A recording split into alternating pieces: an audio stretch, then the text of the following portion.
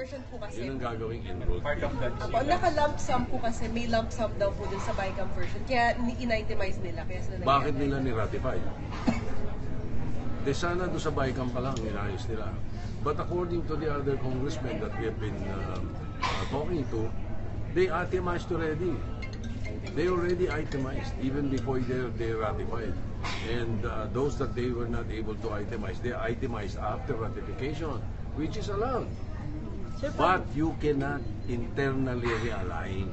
And that is what they did, and that is what we don't want to allow. As far as we're concerned, we do not want to join them in that particular realignment. And if we do approve what we're going to send to the President, it is not what we approve. It is not what the Senate approved.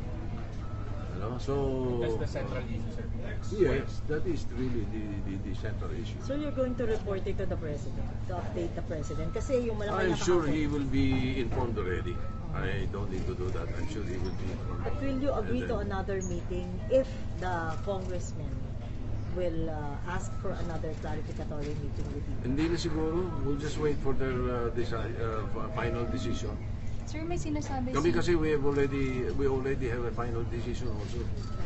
And that is to stand by what we ratified. So kahit patawag uli sa Malacanang for a possible dialogue, wala na?